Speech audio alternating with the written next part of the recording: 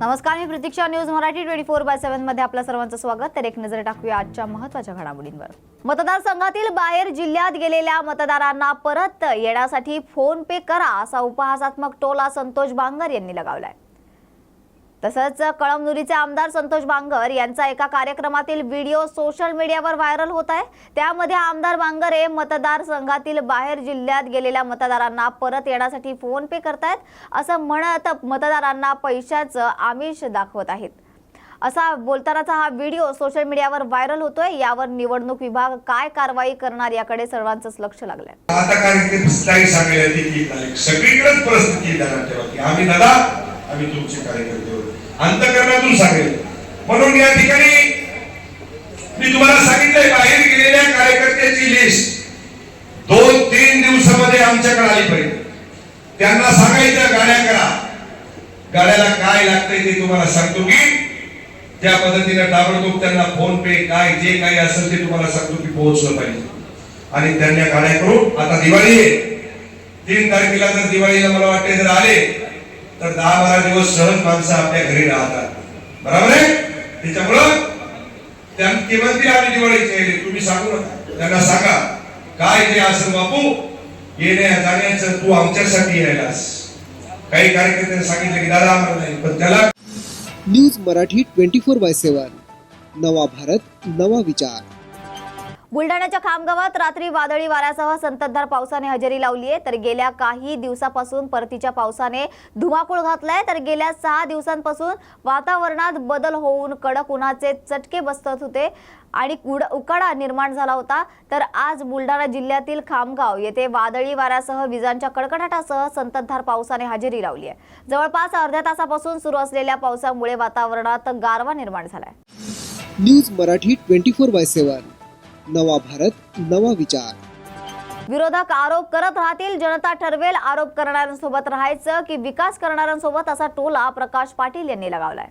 तसेच भिवंडी ग्रामीण विधानसभा मतदारसंघात महाविकास आघाडी शासन काळात विकासाचा गाडा ठप्प झालेला आहे. कोणताही निधी विकास कामांसाठी मिळाला नव्हता. मुख्यमंत्री एकनाथ शिंदे यांच्या नेतृत्वाखाली सत्तेवर आलेल्या युती सरकारने भिवंडी ग्रामीण भागातील भिवंडी वाडा रस्ता, मंजूर फाटा, खारबाव, कामण या रस्त्यांसोबतच ग्रामीण भागातील अनेक रस्त्यांसाठी तब्बल 2000 कोटी रुपयांचा निधी दिला असल्यानं या भागात विकासाचे वारे वाहत असताना विरोधक आरोप करत राहतील, जनता ठरवेल आरोप करणाऱ्यांसोबत राहायचं की विकास करणाऱ्यांसोबत, अशी भूमिका शिवसेना शिंदे गटाचे उपनेते प्रकाश पाटील यांनी पत्रकार परिषदेत मांडली आहे. ज्या रस्त्यांमुळे ट्रॅफिक आणि लोक सुरळीतपणे त्या रस्त्यावरनं जे आहे ते जाऊ शकतील असे रस्ते आहेत. भिवंडी वाडा मनोहर रोड, दुसरा आहे आंबाडी वासिंद रोड जो आहे, आणि अंजूर फाटा, चिंचोटी, कामन आणि अंजूर फाटा, कशेली, कालेर.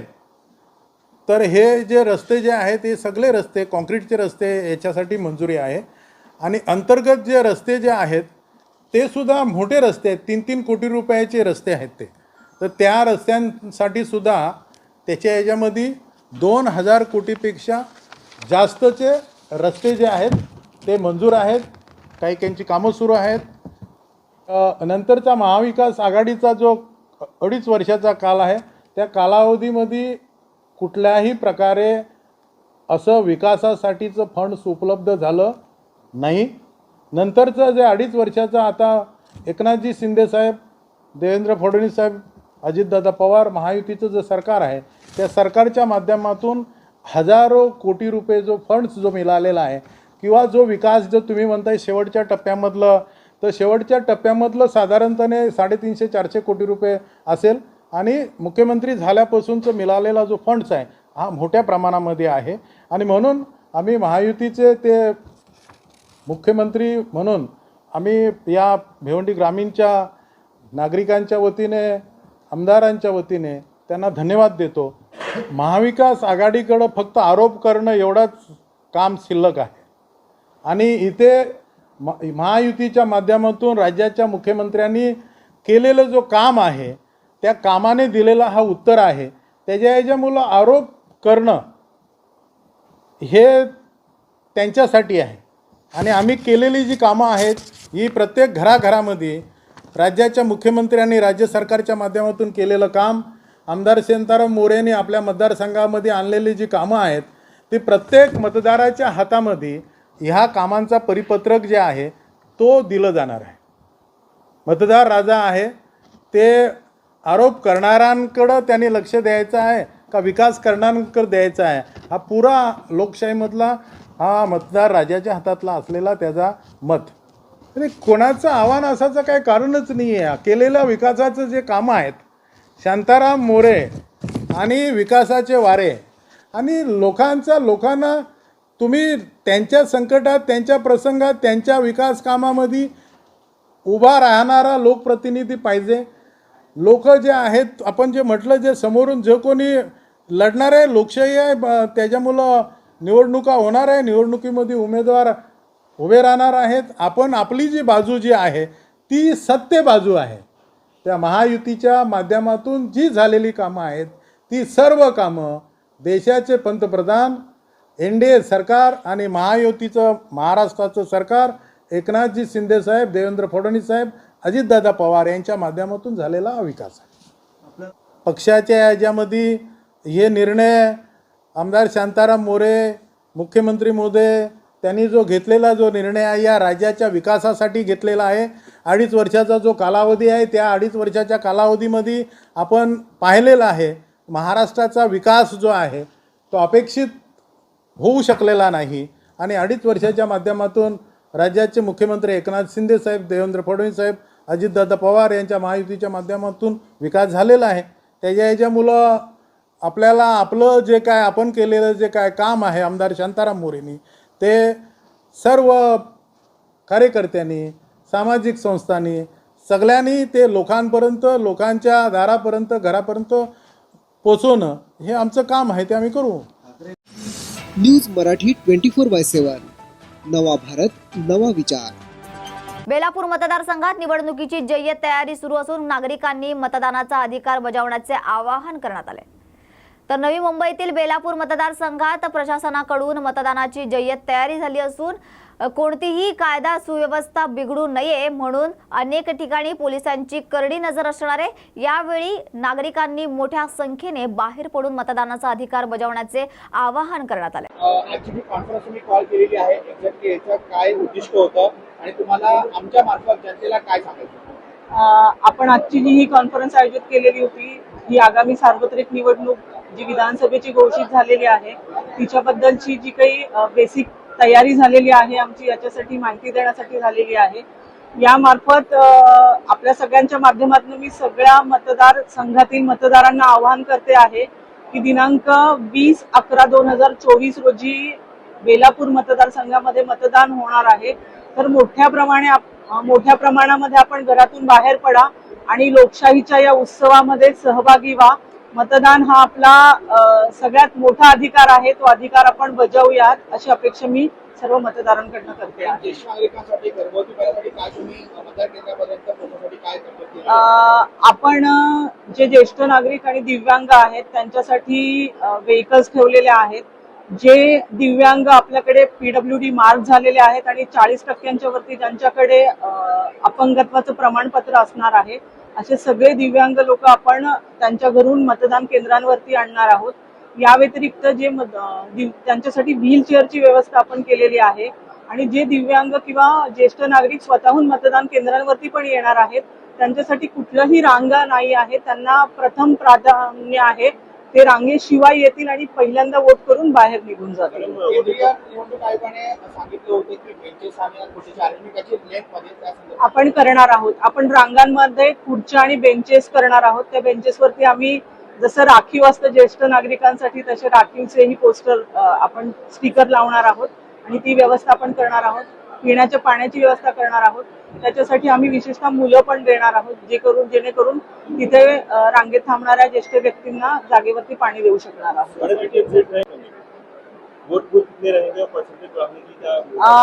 आपल्याकडे 384 केंद्र आहेत आणि आपण आपला मतदानाचा टक्का हा 60% जास्त जाण्यासाठी आपण विविध कार्यक्रम हाती घेतलेले आहेत.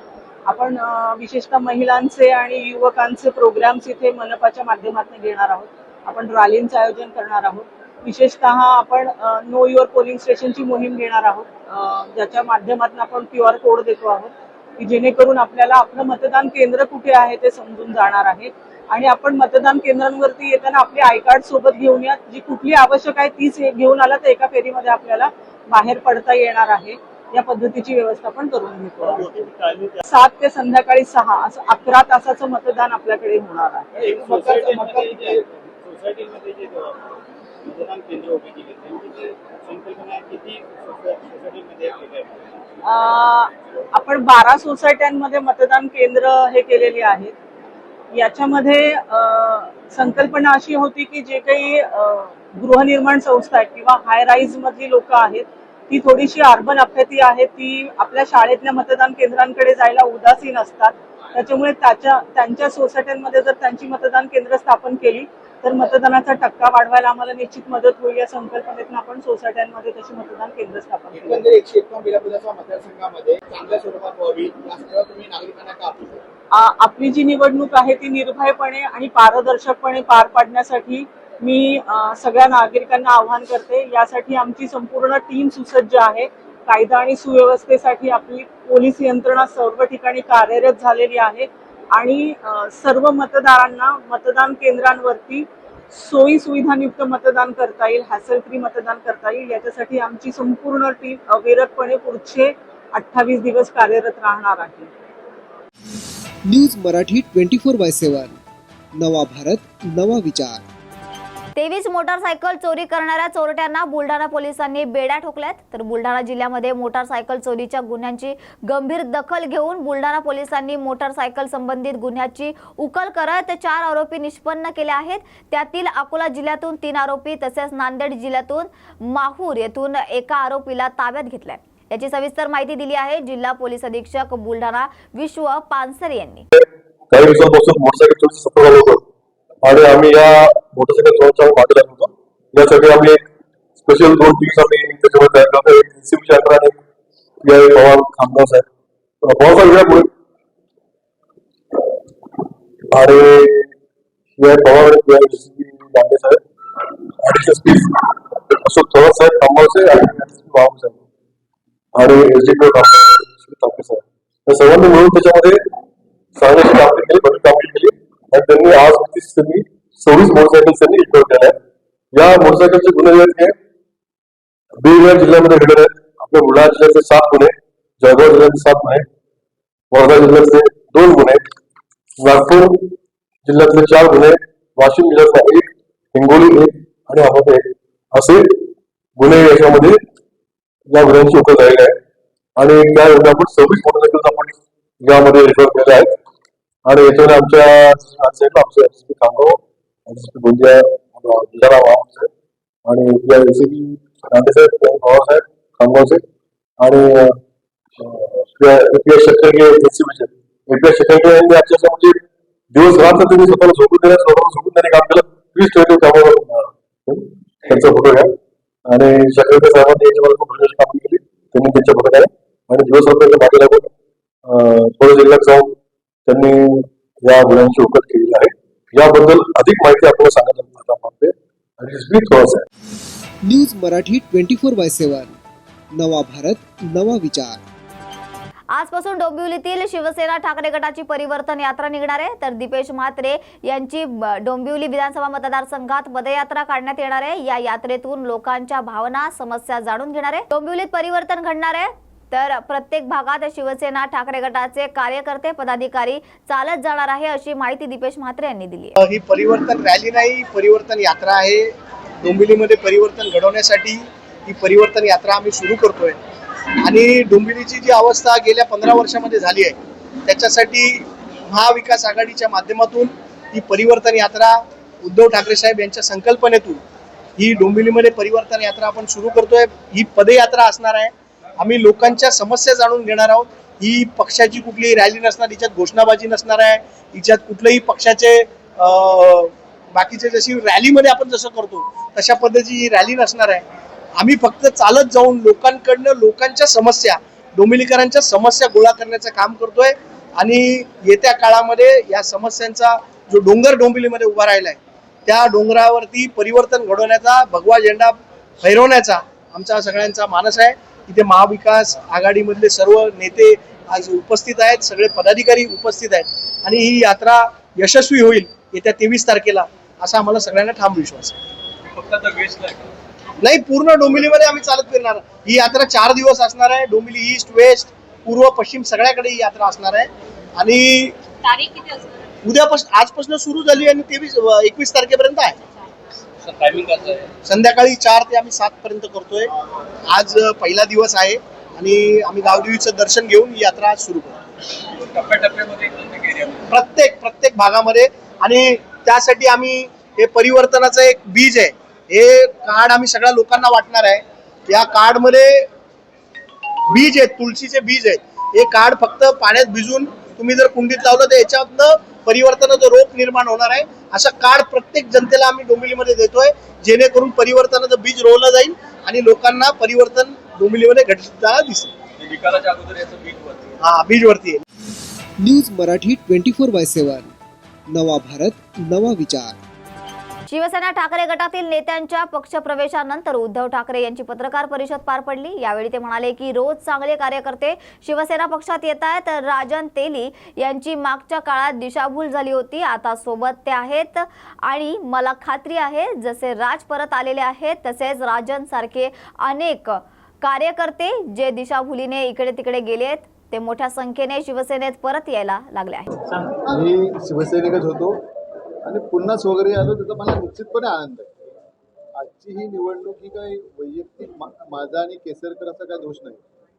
हे सगळेच कार्यकर्ते सांगतील की कार्यकर्त्यांना नेहमी अन्याय आणि त्याहीपेक्षा विकास कामात सुद्धा भारतीय जनता पक्षाला त्यांनी वेगळं हे केलेलं होतं आणि त्याहीपेक्षा 15 वर्षात त्यांनी ज्या घोषणा केल्या त्यातली एकही घोषणा त्यांनी पूर्ण केलेली नाही.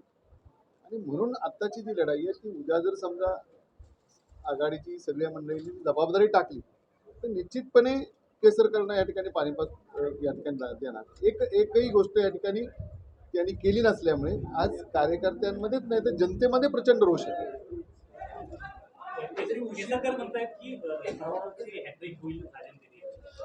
केसरकर हे जेवढ्या त्या ठिकाणी जे बोलतात ते रेटून खोटं बोलतात.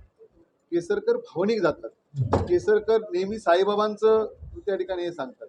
आज माझी तुमच्या माध्यमातून विनंती आहे की त्या साईबाबांच्या साक्षीने एकदा त्यांनी 15 वर्षात जे काय केलं ते जरा जनतेसमोर येऊ देत. ते जर समजा जनतेसमोर आलं तर खऱ्या अर्थाने 15 वर्षात त्यांनी काय केलं हे जनतेला पण या ठिकाणी समजेल ना. एक आरोग्याचा प्रश्न सोडू शकले नाही, एक नोकरीचा प्रश्न सोडू शकले नाही. आज तिकडे काजू मोठ्या प्रमाणात आहेत तर काजू हमीभाव मिळावा म्हणून सातत्याने मागणी आहे. आमच्याकडे आडाळी MIDC आहे पण आडाळी MIDC मध्ये सुद्धा एकही उद्योग त्या ठिकाणी आला नाही. केसरकरने आत्ता जी आश्वासनं दिली आहेत याची जर लिस्ट काढली तर पुढे पडणार नाही. एवढी लिस्ट त्यांनी दिली आहे. दर निवडणुकीला त्यांनी आश्वासन द्यायचं असंच त्यांचं खोटं बोलणं रेटून बोलणं एक मोठी कार्यक्रम.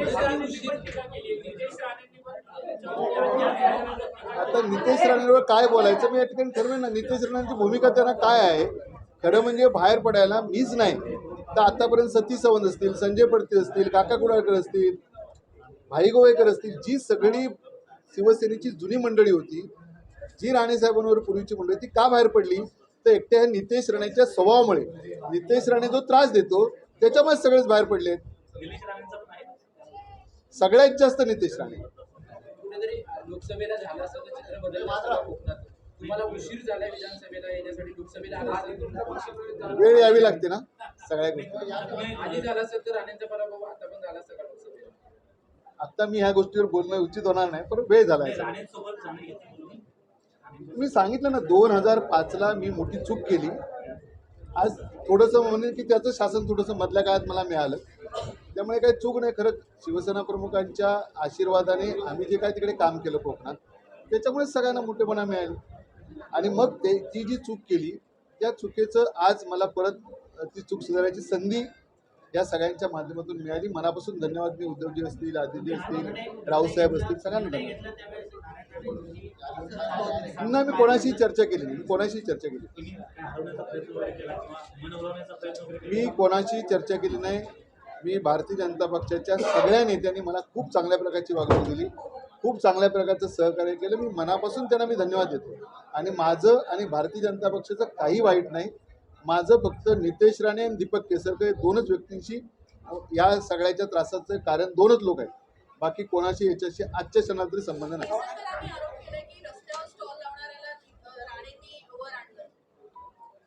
आता ह्या गोष्टीवर आपण इथं बसून बरोबर नाही बोलणं.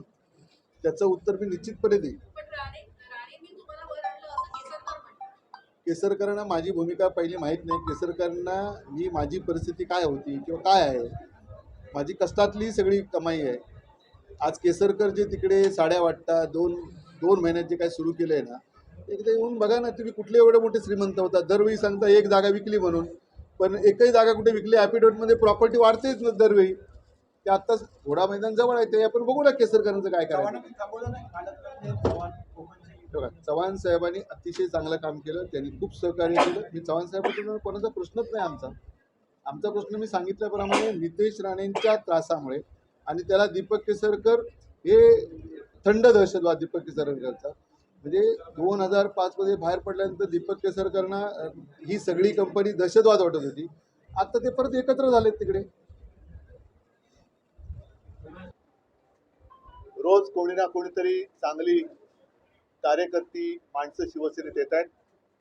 राजन तेली तर मूळचा आमचाच, मधल्या काळामध्ये थोडेसे नाही म्हटलं तरी दिशाभूल झाली होती. त्यांच्या लक्षामध्ये आलं की ज्या दिशेने ते चालले होते ती काही त्यांची दिशा नव्हती. आता सोबत ते आलेले आहेत, परत स्वगृही आलेले आहेत.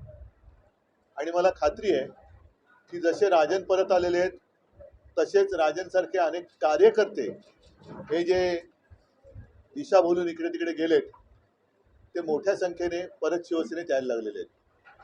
एकूणच काय की राज्यामधलं वातावरण, राजकीय वातावरण मी बदलायला लागलं असं नाही म्हणणार, बदललेलंच आहे. आणि कोणत्याही परिस्थितीत आता महाविकास आघाडीचं सरकार येणार किंवा महाविकास सरकार आघाडीचं सरकार आणणारच हे महाराष्ट्रातल्या जनतेने ठरवलेलं आहे. जागा वाटपावरून काही ना काही वाद सावंतवाडीमध्ये राजन तेलीचा उमेदवार म्हणून आपण काही विचार करता? तुम्हाला काय वाटतं, करू की नको?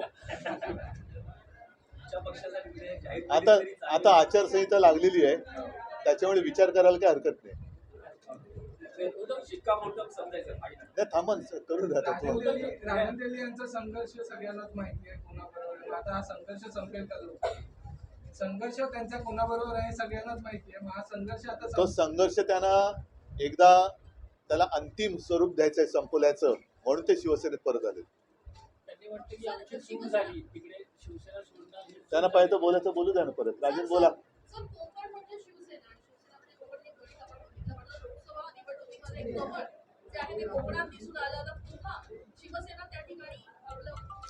नाही, कधीतरी काही गोलमाल होतो. जसा इथे अमोल कीर्तीकरांच्या इकडे झाला तसा मला असं वाटतं कोकणात पण झाला असेल. पण कोकण आणि शिवसेना हे एकजीव आहे. शिवसेनेला कोकणापासून आणि कोकणाला शिवसेनेपासून कोणी तोडू शकत नाही. हे येणारी निवडणूक पुन्हा सिद्ध करून दाखवेल. आचारसंहिता काल लागले. महाविकास आघाडीचं सरकार येणार, जागा वाटप अंतिम टप्प्यात असताना काँग्रेस बरोबर मतभेद दिसत आहे. विशेषतः नाना पटोले हे जागा वाटपाच्या बाबतीत जशी भूमिका घेतली आहे, मी त्यामुळे याबद्दल माहिती घेणे आणि तुमच्याशी बोलेन. खास करून विदर्भाच्या ज्या जागा आहेत, जागा वाटपाचा किडा सुटत नाहीये. मी याबद्दल माहिती घेऊन आपल्याशी बोलेन. अमरावती विदर्भाच्या अमरावती आणि काँग्रेसच्या काही हायकमांड किंवा दिल्लीतल्या नेत्यांशी तुमचं काही बोलणं झालं का? जागा वाटप हा तुम्हाला कल्पना आहे की एकापेक्षा जास्त पक्ष जेव्हा एकत्र येऊन निवडणूक लढवतात तेव्हा नाही म्हटलं तरी जागांच्या बाबतीत थोडीशी खेचाखेची होते. पण ती तुटेपर्यंत ताणायची नाही हे सगळ्या पक्षांनी लक्षात ठेवायला पाहिजे. मला असं वाटतं की अजूनही अशी फार मोठी काही तंटाबखेडा झाला आहे असं माझ्या कानावरती काय आलेलं नाही. मगाशी संजय राऊत पण येऊन गेलेत, अनिल देसाई पण आहेत. माझ्या कानावर ज्या वेळेला येईल तेव्हा त्याच्यावरचं भाष्य नक्कीच करेन. पण जागा वाटप कधीपर्यंत पूर्ण होईल? कारण निवडणुकीच्या आत. दिवस कमी राहिले, अगदी नाही. दिवस राहिले. हा मी गमतीचं उत्तर असलं तरी येत्या 2-3 दिवसात किंवा त्याहीपेक्षा उद्या तर उद्या हा जागा वाटप संपू शकतो, एवढ्या अंतिम टप्प्यात तो आलेला आहे. लोकसभेच्या विदर्भातल्या तुम्ही रामटेक आणि अमरावती काँग्रेस कोल्हापूर पण सोडली, तर या बदल्यात विदर्भात मात्र त्या प्रमाणात विधानसभेसाठी जागा पण अजून जाहीर कुठे झाले काय त्यामुळे वाद वाढणार. असं नाही, अजून जाहीर नाही झालेले आहे. प्रत्येक पक्ष वेगळा वेगळा आहे, विलिनीकरण झालेलं नाहीये. साहजिकच आहे, आजपर्यंत आम्ही एकमेकाच्या विरुद्ध लढत आलेलो आहोत. गेली लोकसभेला जागा कमी होत्या, विधानसभेला जास्त आहे, त्याच्यामुळे थोडंसं प्राथमिक आघाडीच्या वेळेला थोडी चर्चा होईल.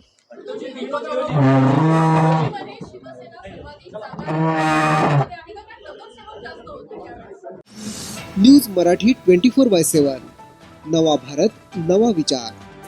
महेश गायकवाड यांनी भाजपवर कोणताही पद्धतीवर टीका केलेली नाही असं स्पष्टीकरण अरविंद मोरे यांनी दिली आहे. तसेच गणपत गायकवाड यांनी महेश गायकवाड यांच्यावर जीवघेणा हल्ला केला होता, त्यातून ते कसेबसे बचावले आहेत. महेश गायकवाड यांचे वैमनस्य आहे, त्यामुळे ते बोलले. महेश गायकवाड यांनी भाजपवर कोणताही पद्धतीने टीका केलेली नाही असंही ते यावेळी म्हणाले. तुम्ही सांगितलं होतं की महायुतीमध्ये एकत्र काम करणार, भाजपकडून कल्याण पश्चिमेत तयारी सुरू आहे, नरेंद्र पवारांचं तुम्ही नाव घेतला होता. आता तुमच्या पक्षाकडून बंडाचे संकेत देण्यात आले आहे, तुमची काय प्रतिक्रिया आणि महेश गायकवाडला तुम्ही काय संकेत द्याल? महेश गायकवाड हे कल्याणचे आमचे शहर प्रमुख आहे आणि आपल्याला माहिती असेल की गणपत गायकवाडांनी त्यांच्यावर जीवघेणा असा हल्ला केलेला होता. त्या हल्ल्यामध्ये ते कसेबसे वाचलेले आहेत. त्यांचं स्वतःचं व्यक्तिगत जे आहे ते गणपत गायकवाड विरोधामध्ये त्यांचं स्वतःचं त्यांच्यावर हल्ला केल्यामुळे त्यांचं विमनस्यामुळे असल्यामुळे ते बोललेले आहेत. पण त्यांनी भारतीय जनता पक्षावर कुठल्याही पद्धतीची टीका केली नाही. भारतीय जनता पक्षाचा कुठलाही उमेदवार असेल गायकवाड फॅमिली सोडून त्याला त्यांनी पाठिंबा त्याद्वारे त्यांनी घोषित केलेला आहे. भारतीय जनता पक्षाविरोधात कुठलाही महेश गायकवाडने स्टेटमेंट केलं नाही. तरीसुद्धा भारतीय जनता पक्षाने त्या ठिकाणी गणपत गायकवाडच्या फॅमिलीला जर तिकीट देण्याचा निर्णय घेतला तर पक्ष महेश गायकवाडना त्या पद्धतीने समज देईल. आमचे वरिष्ठ नेते त्या बाबतीत भाग घेतील. न्यूज मराठी 24/7 नवा भारत नवा विचार. तर या होत्या आजच्या महत्त्वाच्या घडामोडी. अशाच महत्त्वाच्या घडामोडींसाठी पाहत रहा न्यूज मराठी 24/7 नवा भारत नवा विचार.